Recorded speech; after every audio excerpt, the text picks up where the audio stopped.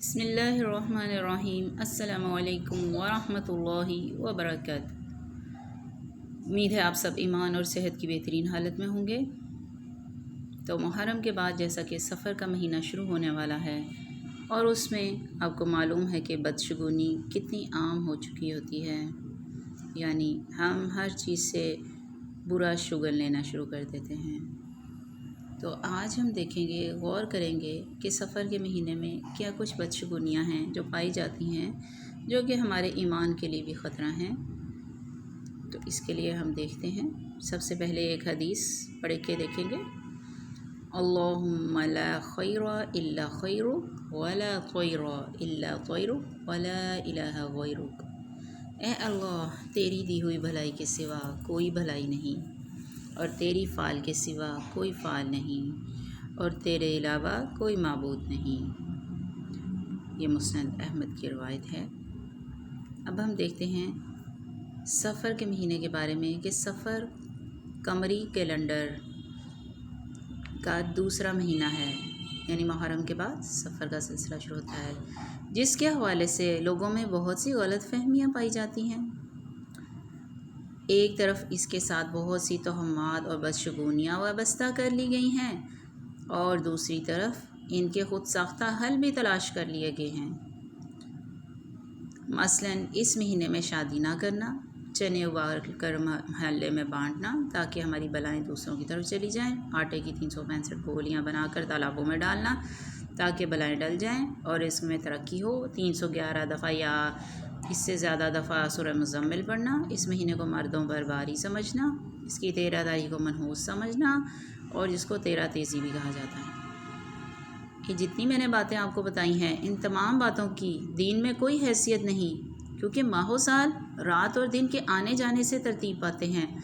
جیسے کہ اللہ سبحانہ تعالیٰ نے فرمایا وَجَعَلْنَا اللَّيْلَ وَالنَّهَارَ آیَتَيْنِ فَمَحَوْنَا آیَةَ اللَّيْلِ وَجَعَلْنَا آیَةَ النَّهَارِ مُبْصِرَةً لِتَبْتَغُوا فَضْلًا مِّن رَّبِّكُمْ وَلِتَعْلَمُوا عَدَدَ السِّنِينَ وَالْحِسَابَ۔ سورہ بنی اسرائیل آیت نمبر 12۔ ہم نے رات اور دن کو دو نشانیاں بنایا ہے۔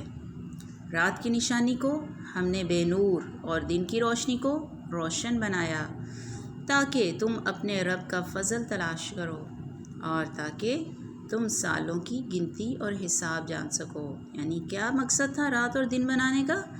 کہ دن میں اللہ کا فضل ڈھونڈو، اور رات کو آرام کرنے کے لیے، اور سالوں کو کس لیے؟ سالوں کی گنتی اور حساب جان سکو۔ دن کا نکلنا، سورج کا طلوع و غروب ہونا، رات کا چھا جانا، سب اللہ کی نشانیوں میں سے ہے، کیونکہ دنوں سے مل کر ہفتے اور ہفتوں سے مل کر مہینے اور سال بنتے ہیں۔ یہی مال و سال، یہ جو ماہ و سال ہیں، یہ زمانہ ہیں جس کو برا کہنے سے حدیث قدسی میں روکا گیا ہے۔ تو دیکھیے کتنی اہم بات پتہ چلی کہ زمانے کو بھی برا نہیں کہنا چاہیے، اور ہم کیا کچھ بول جاتے ہیں، بے زمانہ ہی خراب ہے۔ رسول اللہ صلی اللہ علیہ وسلم نے فرمایا کہ اللہ عز و جل فرماتے ہیں ابن آدم زمانے کو گالی دے کر مجھے اذیت دیتا ہے، حالانکہ زمانہ میں ہوں، میرے ہاتھ میں ہر کام ہے، میں رات اور دن کو الٹ پلٹ کرتا ہوں، یعنی رات لاتا ہوں پھر دن لاتا ہوں۔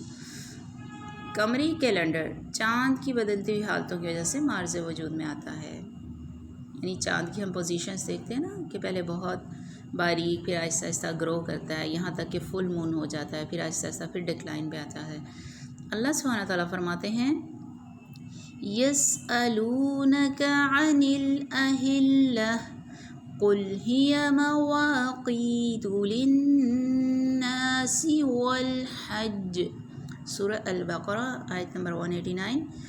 لوگ آپ سے چاند کے گھٹنے بڑھنے کے بارے میں پوچھتے ہیں، کہہ دیجئے یہ لوگوں اور حج کے لیے اوقات بتاتے ہیں، اوقات بتانے کا ذریعہ ہیں۔ قمری کیلنڈر در حقیقت ایک عالمی کیلنڈر ہے۔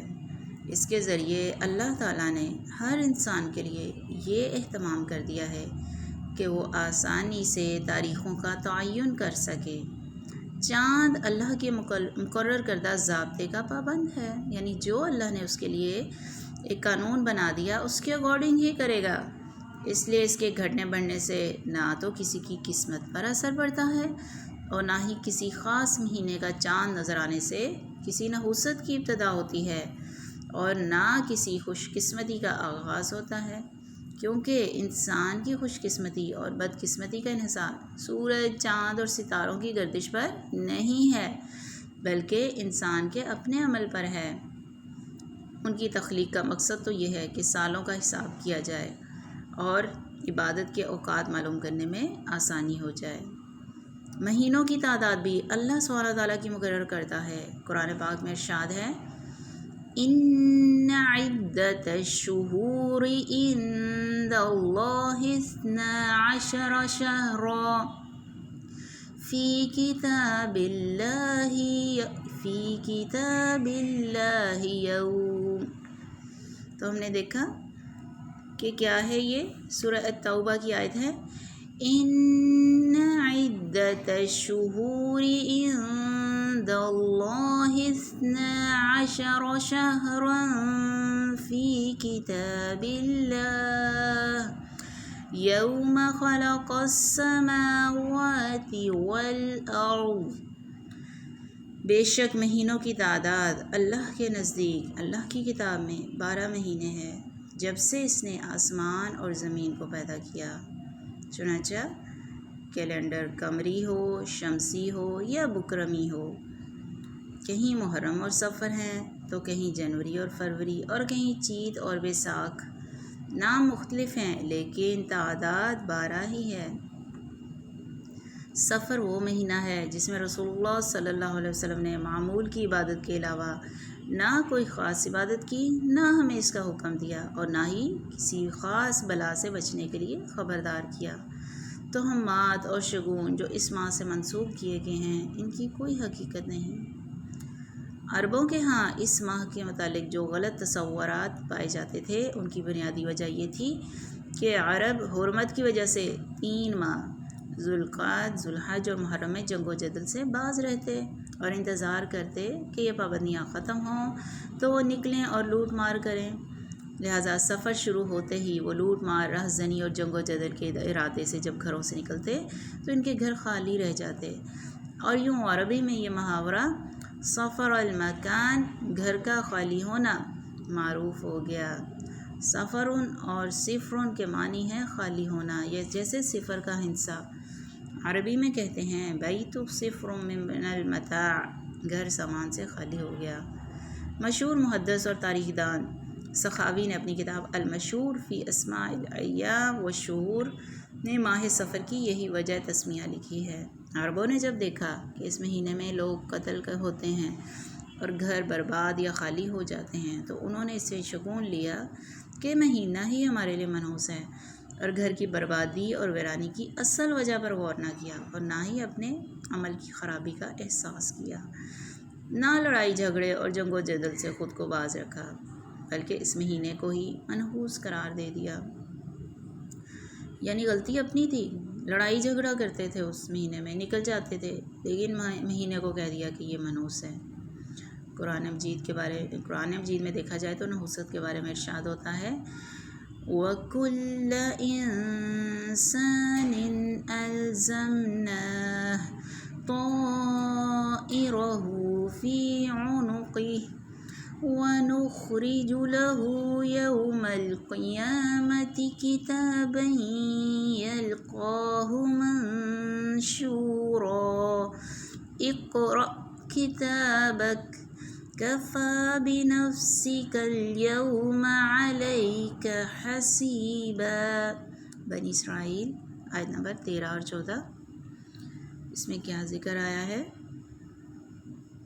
ہم دیکھتے ہیں کہ اس کا مطلب ہے، اور ہر انسان کا شگون ہم نے اس کے گلے میں لٹکا رکھا ہے، اور قیامت کے روز ہم ایک کتاب اس کے لیے نکالیں گے جسے وہ کھلا ہوا پائے گا، پر اپنا نامہ اعمال آج اپنا حساب لگانے کے لیے تو خود ہی کافی ہے۔ یہ آیت واضح کرتی ہے کہ انسان کی نحوست کا تعلق اس کے اپنے عمل سے ہے، جبکہ انسان عموماً یہ سمجھتا ہے کہ نحوست کہیں باہر سے آتی ہے، چنانچہ وہ کبھی کسی انسان کو، کبھی کسی جانور کو، کبھی کسی عدد کو اور کبھی کسی مہینے کو منحوس قرار دینے لگتا ہے۔ عربی میں نحوست کے لیے لفظ طیرہ استعمال ہوتا ہے، جو طیرن سے نکلا ہے، جس کے معنی پرندے کے ہیں۔ عرب چونکہ پرندے کے اڑانے سے فال لیتے تھے، اس لیے طائر بدفعلی کے لیے استعمال ہونے لگا، یعنی برا شگون، بیڈ اومن لینا۔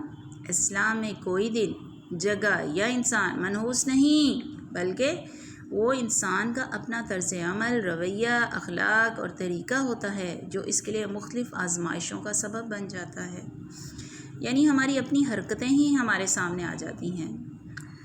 یعنی دیکھیے، جیسے آپ چل رہے تھے، آپ کو نظر نہیں آیا سامنے کرسی پڑی ہے، آپ کا پاؤں ٹکرا گیا، بجائے کہ آپ سوچیں کہ آپ نے نہیں دیکھ کر چلا، آپ بلیم کریں کرسی کس نے رکھی تھی یہاں پہ۔ تو انسان یعنی کوئی جگہ، کوئی دن یا انسان منحوس نہیں ہوتا، ہمارا اپنا رویہ، طرز عمل، اخلاق، طریقہ ہوتا ہے جس کی وجہ سے آزمائشیں آتی ہیں۔ ارشاد باری تعالیٰ ہے سورہ النساء آیت نمبر 79، ما اصابک من حسنۃ فمن اللہ وما اصابک من سیئۃ فمن نفسک۔ کوئی بھلائی جو تمہیں پہنچے وہ اللہ کی طرف سے ہے، اور کوئی برائی جو تمہیں پہنچے وہ تمہارے نفس کی طرف سے ہے۔ ایسا شگون، یعنی جو شخص برا شگون لیتا ہے، اس کے بارے میں آپ صلی اللہ علیہ وسلم نے فرمایا، جو کسی چیز سے بدفعلی پکڑ کر اپنے مقصد سے لوٹ آیا۔ کیا مطلب؟ یعنی کسی کام کے لیے نکلا لیکن ایک دم سے بدفعلی پکڑ لی، مثلا بلی نے رستہ کاٹ لیا، اب تو نہیں میں جاؤں گا، whatever the reason is, جو شخص کسی چیز سے بدفعلی پکڑ کر اپنے مقصد سے لوٹ آیا، اس نے شرک کیا۔ یعنی دیکھیے، اتنی معمولی چیز بھی شرک کہلاتی ہے، تو شرک سے بچنا بہت ضروری ہے۔ صحابہ کرام نے پوچھا، اے اللہ کے رسول صلی اللہ علیہ وسلم، اس کا کفارہ کیا ہوگا؟ فرمایا، وہ کہے، اے اللہ، تیری دی ہوئی بھلائی کے سوا کوئی بھلائی نہیں، اور تیری فعل کے سوا کوئی فعل نہیں، اور تیرے علاوہ کوئی معبود نہیں۔ یعنی اس کا کفارہ یہ ہے، اللہم لا خیر الا خیرک ولا طیر الا طیرک ولا الہ غیرک۔ مثال کے طور پر ایک شخص گھر سے نکلا، کالی بلی راستہ کاٹ گئی تو اس نے منحوس سمجھا اور واپس آ گیا۔ بظاہر یہ معمولی سی بات ہے، مگر اصل میں یہ شرک ہے، کیونکہ کسی بھی شخص کا نفع یا نقصان بلی کے ہاتھ میں نہیں ہے۔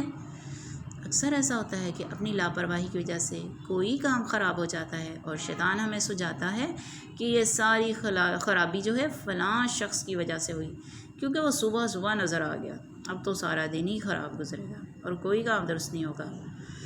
اسی طرح آنکھ پھڑکنے سے خوف زدہ ہو جانا، یا ہاتھ میں کھجلی ہونے سے امید لگا بیٹھنا کہ آج تو مال ملے گا، یا جوتے پر جوتا آ گیا تو سفر پیش آئے گا۔ رنگوں سے شگون لینا بھی ہمارے معاشرے میں عام ہے، مثلا سیاہ رنگ نہ پہننا کہ بیمار پڑ جائیں گے، یا احترام کے منافی ہے کیونکہ خانہ کعبہ کا غلاف کالا ہے۔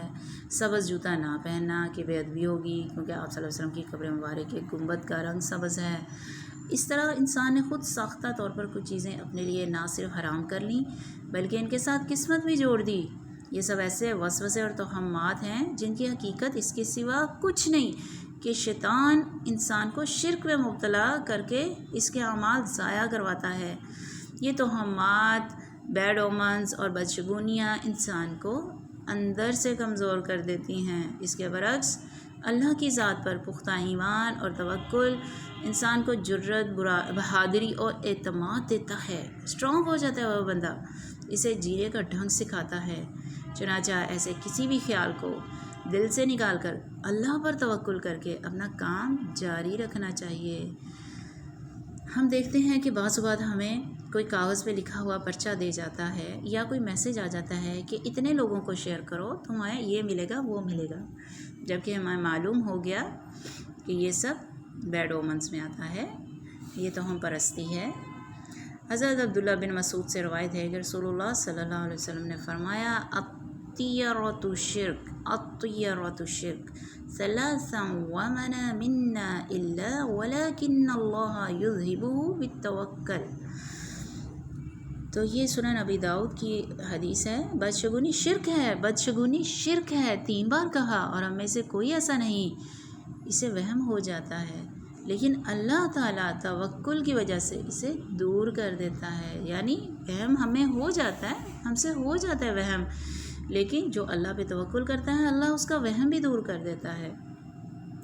مثلا دیکھیے کہ بعض اوقات ایسا ہوتا ہے کہ کچھ لوگ ہاتھ دھوتے ہیں، ٹھیک ہے، ہاتھ دھونا چاہیے، جیسے آج کل بیماری بھی پھیلی ہوئی ہے، ہاتھ دھونے کا بتایا گیا کتنی بار کتنی دیر، لیکن کچھ لوگوں کو اس حد تک بیماری ہو جاتی ہے کہ وہ بار بار ہاتھ دھوتے رہتے ہیں، ان کو وہم کی بیماری ہو چکی ہوتی ہے، اور یہ بیماری OCD obsessive compulsive disorder یعنی ذہنی بیماری، نفسیاتی بیماری، جو لوگ نفسیات پڑھ چکے ہیں وہ سمجھ گئے ہوں گے کہ انسان نفسیاتی مریض ہو جاتا ہے۔ تو کسی بھی بات سے تہمت پرستی یا بدشگونی لینے سے منع اس لیے کیا گیا ہے کہ کہیں آپ ذہنی مریض نہ بن جائیں۔ اہل کتاب بھی جب دین کی اصل تعلیمات سے دور ہو گئے تو اس طرح کے شگون لینے لگے، جن کا ذکر قرآن مجید میں کیا گیا۔ الم تر، دیکھیے سورۃ النساء آیت نمبر 51، الم تر الی الذین اوتوا نصیبا من الکتاب یؤمنون بالجبت والطاغوت، کیا تم نے نہیں دیکھا ان لوگوں کو جنہیں کتاب کا ایک حصہ دیا گیا اور وہ جبت اور طاغوت پر ایمان لاتے ہیں؟ یعنی انہیں کتاب دی گئی تھی لیکن ایمان کس پہ لے آئے؟ کتاب پر نہیں، جبت اور طاغوت پر۔ جبت بے حقیقت، بے اصل، بے فائدہ چیز کو کہتے ہیں، یعنی اس کا کوئی فائدہ نہیں، ٹائم ویسٹر، چونکہ شگون کی بھی کوئی اصل بنیاد اور حقیقت نہیں ہوتی۔ اس لیے اسلام میں ایسی تمام چیزیں جو جبت کے تحت آتی ہیں، جیسے کہانت، کہانیاں سنانا جھوٹی، فالگیری، شگون اور تہمات، ان سے منع کیا گیا ہے۔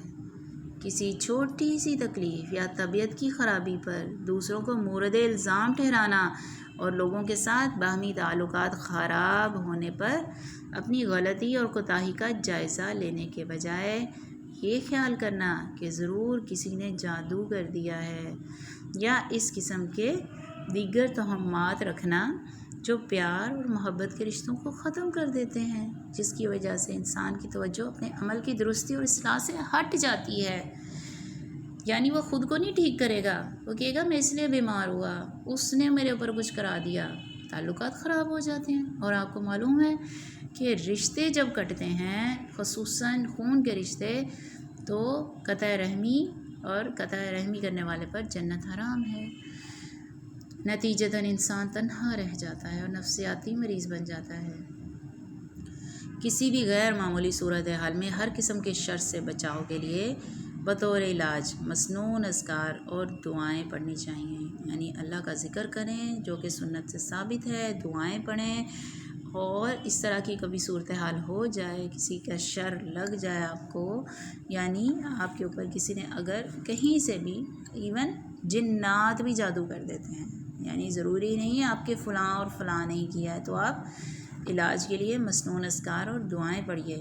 حضرت ابو ہریرہ روایت کرتے ہیں، آپ صلی اللہ علیہ وسلم نے فرمایا، مرض کا لگ جانا، نحوست، الو اور سفر کچھ نہیں، نتھنگ، اور جذامی سے اس طرح بچو، یعنی جس کو کوڑ کا مرض ہے، جس طرح شیر سے بچتے ہو، یعنی کچھ لگنے والی بیماریاں ہیں اس میں آپ نے بچنا ہے، یعنی اپنا خیال رکھنا ہے، لیکن یاد رکھو بیماری اللہ کے اذن سے لگے گی، خود بخود اڑ کے نہیں لگ جائے گی۔ اس کی مثال ہمارے سامنے ہے، آپ کو معلوم ہے ایک فیملی میں کئی لوگ کرونا پازیٹیو نکلے، لیکن ان کے ساتھ رہنے والوں نیگیٹو۔ وجہ کیا؟ احتیاط تو اپنی جگہ، لیکن اللہ کا اذن جہاں ہوا وہاں بیماری لگی۔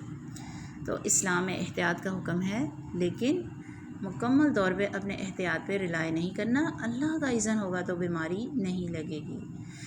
تو عمومی مشاہدہ بھی یہی ہے کہ کسی کو بیماری لگتی ہے اور کسی کو نہیں۔ اصل سبب کوئی انسان یا چیز ہوتی ہے تو پھر سب کو بیماری لگنی چاہیے تھی۔ یعنی اصل سبب، دا مین ریزن یہ نہیں کہ کوئی چیز ہے یا کوئی انسان ہے، حقیقت یہ ہے کہ جب تک اللہ کا اذن نہ ہو کوئی شخص نفع یا نقصان پہنچا سکتا ہے، نہ ہی کوئی جراثیم یا وبا، یعنی نہ کوئی جراثیم، نہ کوئی وبا، نہ کوئی شخص، جب تک اللہ کا اذن شامل نہ ہو جائے۔ پہلے مریض کو بیماری جہاں سے آئی تھی، یعنی اللہ کے اذن سے باقی لوگوں کو بھی وہیں سے آئے گی۔ البتہ انسان احتیاط کا دامن نہ چھوڑے، کیونکہ تدبیر اختیار کرنے کا حکم بھی اللہ سبحانہ وتعالیٰ نے ہی دیا ہے۔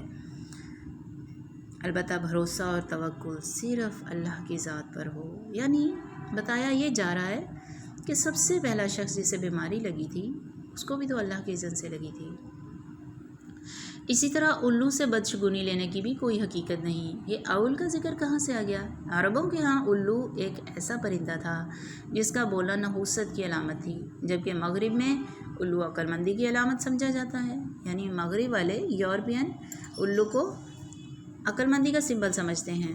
ہمارے ہاں بلی کا رونا یا بولنا منحوس سمجھا جاتا ہے۔ اسی طرح اہل یورپ 13 کے عدد کو منحوس سمجھتے ہیں۔ اسی توہم پرستی کے نتیجے میں ان کی بعض عمارتوں میں 13ویں منزل کو 13 کا نمبر نہیں دیا جاتا۔ اس کے اثرات ہم پر بھی ہیں، خصوصاً سفر کی 13 تاریخ کو منحوس سمجھتے ہیں۔ اس کے برعکس چین میں خوش قسمتی کی علامت سمجھی جاتی ہے، یعنی وہی ہنسا جسے لوگ نحس سمجھتے ہیں، انفارچونیٹ سمجھتے ہیں، وہی چائنیز اسے لکیسٹ نمبر سمجھتے ہیں۔ عدد 13 کا ہی ہے، مگر بعض کو نحوست اور بعض خوش قسمتی کی علامت سمجھتے ہیں۔ تو درست کیا ہے؟ حقیقت یہی ہے کہ جبت ہے، یعنی بے حقیقت باتیں، توہمات، توہم پرستی۔ حضرت جابر بیان کرتے ہیں، میں نے نبی صلی اللہ علیہ وسلم سے سنا، لا عدوی ولا صفر ولا غول، مرض کا لگ جانا، سفر اور بھوت پریت کچھ نہیں ہے۔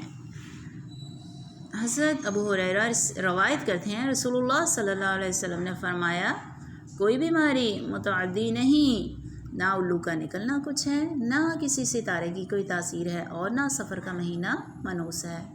معلوم ہوا کہ زندگی میں پیش آنے والے مختلف واقعات کو ستاروں کے اثرات سمجھنا یا ان سے نحوست لینے کی کوئی حقیقت نہیں۔ اور آپ کو پتہ چل گیا ہوگا ہاروسکوپ کتنے شوق سے لوگ پڑھتے اور دیکھتے ہیں۔ ذائچے بنوانا، بعض تاریخوں کو منحوس سمجھنا، یہ سب وہمی اور خیالی باتیں ہیں۔ حضرت زید بن خالد رضی اللہ عنہ سے روایت ہے کہ آپ صلی اللہ علیہ وسلم نے ہمیں حدیبیہ میں نماز پڑھائی صبح کی، فجر کی۔ یہ واقعہ بارش کے بعد کا ہے جو رات کو ہوئی تھی۔ جب آپ نماز سے فارغ ہوئے تو لوگوں کی طرف توجہ کرتے ہوئے فرمایا، کیا تم جانتے ہو تمہارے رب نے کیا کہا ہے؟ صحابہ کرام نے عرض کیا، اللہ اور اس کا رسول بہتر جانتے ہیں۔ آپ صلی اللہ علیہ وسلم نے فرمایا، اللہ تعالیٰ فرماتا ہے، میرے بندوں نے اس حال میں صبح کی کہ کچھ مجھ پر ایمان لانے والے تھے اور کچھ میرے ساتھ کفر کرنے والے تھے۔ جس نے یہ کہا کہ اللہ کے فضل اور اس کی رحمت سے ہم پر بارش ہوئی، بس وہ مجھ پر ایمان لانے والا اور ستاروں کا کفر کرنے والا ہے، اور جس نے کہا فلاں ستارے کی وجہ سے بارش ہوئی، بس وہ میرے ساتھ کفر کرنے والا اور ستاروں پر ایمان لانے والا ہے۔ صحیح بخاری۔ تو گویا ستاروں کو اپنی خوش قسمتی یا بدقسمتی کی علامت سمجھنا انسان کو کفر تک پہنچا سکتا ہے۔ البتہ اچھی چیزوں کو اپنے لیے خوش بختی کی علامت سمجھنے میں کوئی حرج نہیں۔ جیسے کہ حضرت انس روایت کرتے ہیں، رسول اللہ صلی اللہ علیہ وسلم نے فرمایا، کوئی مرض متعدی نہیں اور نہ بدفعلی کوئی چیز ہے، اور نیک فعل یعنی اچھا کلمہ مجھے پسند ہے۔ صحیح بخاری۔ مثلا رسول اللہ صلی اللہ علیہ وسلم نے صلح حدیبیہ کے موقع پر اہل مکہ کے نمائندے سہیل بن عمر کے آنے پر فرمایا، اب تمہارا معاملہ سہل ہو گیا، آسان ہو گیا۔ یعنی سہیل بن عمر جب آئے تو آپ نے یہ فرمایا، اب تمہارا معاملہ آسان ہو گیا، یعنی ان کے آنے سے معاملہ بہتر ہو جائے گا۔ سوچنے کی بات ہے کہ اتنے واضح احکامات کے باوجود ہمارے معاشرے میں یہ بدشگونیاں عام کیوں ہیں؟ تو اس کی ایک وجہ درج ذیل موضوعات، جو موضوع روایات ہیں، ان کا لوگوں میں عام ہونا ہے۔ اب کچھ ایسی موضوع روایات ہیں جن کی کوئی حقیقت نہیں، یہ جو میں سناؤں گی یہ فیبریکیٹڈ ہیں، من گھڑت ہیں، اور آپ نے سن رکھی ہوں تو فوراً ان کو ڈینائی کریں، ان کا قرآن یا حدیث سے کوئی تعلق نہیں۔ جو شخص مجھ کو ماہ سفر گزرنے کی بشارت دے گا میں اس کو جنت کی بشارت دوں گا، یہ حدیث نہیں بلکہ ایک من گھڑت بات ہے۔ چنانچہ اس مہینے میں شادی کرنے سے گریز کرنا، بچے کا عقیقہ نہ کرنا، دیگر تقریبات نہ منانا اسلامی طرز عمل نہیں۔ اسی طرح 13 تاریخ کو کنگنیاں کھانے یا کھلانے کی بھی کوئی سند نہیں۔ 365 آٹے کی گولیاں تالابوں میں پھینکنے کی بھی کوئی حقیقت نہیں۔ ماہ سفر کے حوالے سے ایک اور انتہا یہ ہے، یعنی ایک اور ایکسٹریم پہ ذکر کرتے ہیں کہ ایک طرف اس کو منحوس سمجھتے ہیں، دوسری طرف خوشی منائی جاتی ہے، اور دلیل یہ پیش کی جاتی ہے کہ رسول اللہ صلی اللہ علیہ وسلم بیماری کے بعد اس دن صحت یاب ہوئے تھے اور سیر و تفریح کے لیے نکلے تھے، حالانکہ تاریخی اعتبار سے بات اس کے بالکل اپوزٹ ہے۔ بس رسول اللہ صلی اللہ علیہ وسلم کی اس بیماری کی ابتدا ہوئی جس میں اللہ تعالیٰ نے آپ کی روح قبض کی۔ اس من گھڑت بات کو بنیاد بنا کر اس مہینے کی آخری بدھ کو چھٹی کی جاتی ہے، کاروبار بند کر دیے جاتے ہیں، خصوصاً ہاتھ سے کام کرنے والے کاریگر اور مزدور چھٹی مناتے ہیں اور مٹھائی کا مطالبہ کرتے ہیں، باقاعدہ مٹھائی بانٹی جاتی ہے۔ اس دن چھٹی دینا باعث اجر و ثواب سمجھا جاتا ہے۔ خاص اس دن اس سوچ کے ساتھ چوری بنائی جاتی ہے کہ رسول اللہ صلی اللہ علیہ وسلم نے صحت یاب ہونے کے بعد چوری کھائی تھی۔ خواتین اس دن اچھے کپڑے پہنتی ہیں، لوگ خاص طور پر تفریح کے لیے نکلتے ہیں، جبکہ اس کی دلیل نہ تو سیرت کی کتابوں میں ہے نہ ہی احادیث مبارکہ میں ملتی ہے۔ اس لحاظ سے ایک مسلمان کا عقیدہ مضبوط اور ذہن واضح ہونا چاہیے کہ خوشی اور غم، نفع اور نقصان سب اللہ سبحانہ تعالیٰ کے ہاتھ میں ہے۔